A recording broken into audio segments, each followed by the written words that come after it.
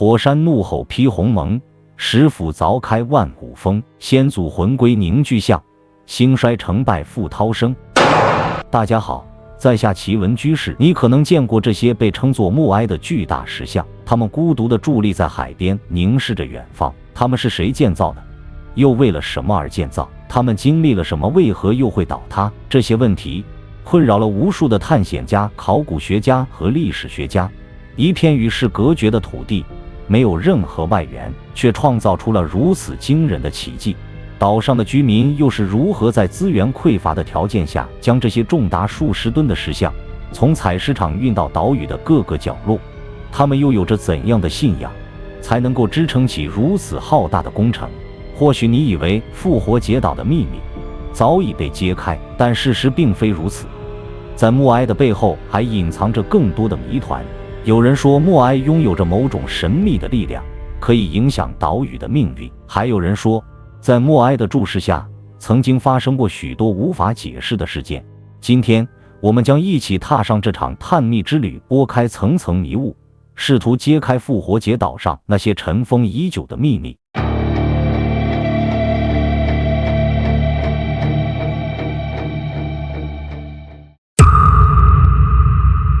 在浩瀚无垠的太平洋上，有一处孤独的存在——拉帕努伊，也就是我们熟知的复活节岛。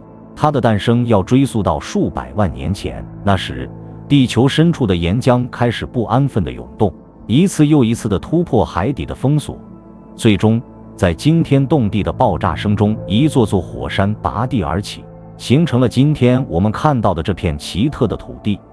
这座岛屿的命运似乎从一开始就注定了与世隔绝。它距离最近的有人居住的岛屿也有2000多公里，而与南美洲大陆的距离更是超过了3500公里。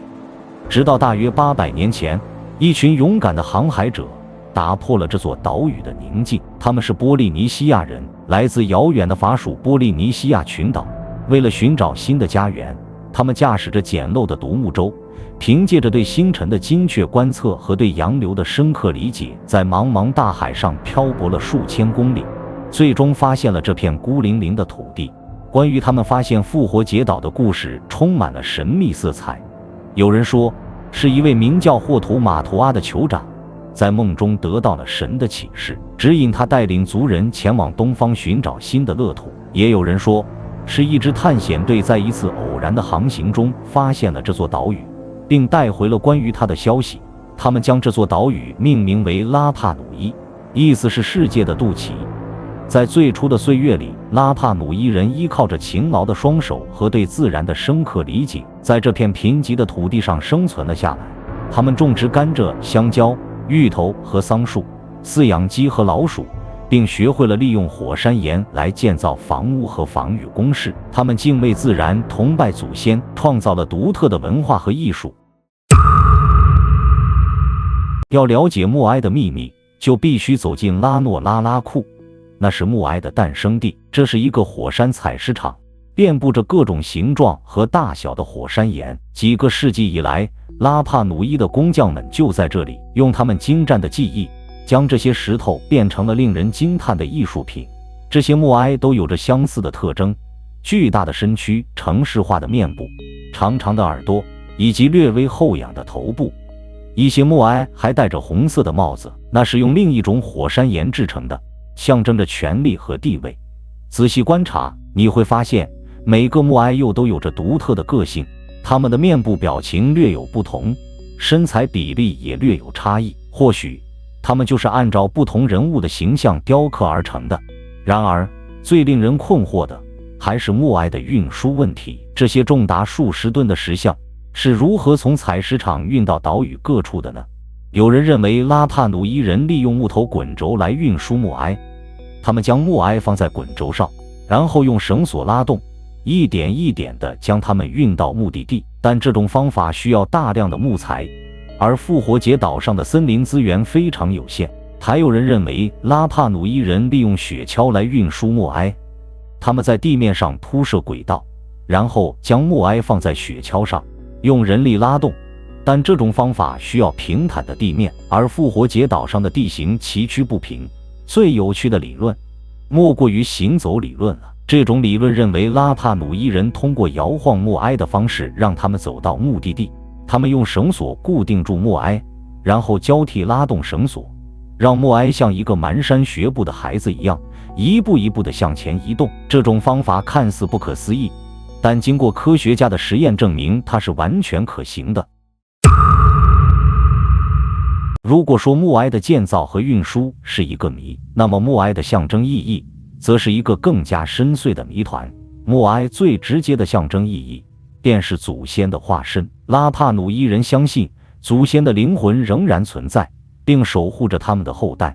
默哀便是这些祖先的象征，他们的凝视代表着祖先的庇护，他们面朝陆地，背对大海，仿佛在时刻警惕着来自外部的威胁，守护着岛屿的安宁。在拉帕努伊人的宇宙观中，存在着一种名为玛纳的神秘力量。玛纳是一种超自然的精神能量，存在于自然万物之中，也存在于祖先的灵魂之中。拉帕努伊人相信默哀可以储存和传递玛纳，为岛屿带来丰收和繁荣。与默哀相关的仪式和祭祀是拉帕努伊人生活中不可或缺的一部分。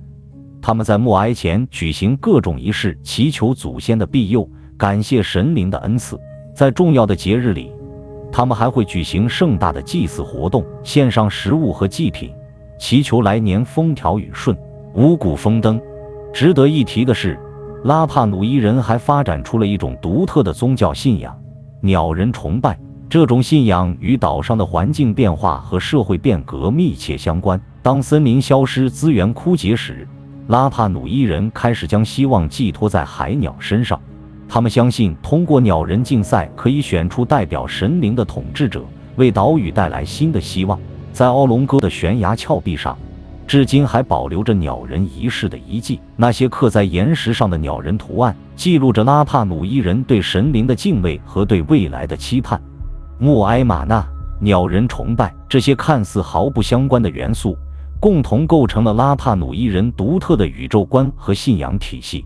然而，这种信仰在西方文明的冲击下逐渐瓦解。当殖民者登上这座岛屿时，他们带来的不仅仅是疾病和掠夺，还有对拉帕努伊人传统文化的否定和压制。当第一艘欧洲船只出现在拉帕努伊的海岸线时，岛民们或许并不知道，他们的世界即将发生翻天覆地的变化。那些远道而来的来客带来了新奇的物品，也带来了前所未见的疾病。更可怕的是，他们对拉帕努伊的文化和信仰充满了轻蔑和敌意。接踵而至的是奴隶贸易的噩梦。欧洲殖民者将拉帕努伊人掠走，贩卖到遥远的地方，让他们在异国他乡饱受苦难。岛上的人口锐减，社会秩序崩溃，曾经繁荣的文明走向了衰弱。更令人痛心的是，那些曾经被岛民视为神圣象征的默哀也遭到了破坏。在殖民者的唆使下，拉帕努伊人开始互相攻击，推倒了象征着祖先力量的默哀。曾经守护着岛屿的石像，如今却横七竖八地倒在地上，仿佛在无声地哭泣。如今，复活节岛已经成为了一个著名的旅游景点，吸引着来自世界各地的游客。默哀，这些曾经被推倒的石像也重新屹立在岛屿上，凝视着远方。他们见证了拉帕努伊文明的兴衰，也承载着拉帕努伊人对未来的希望。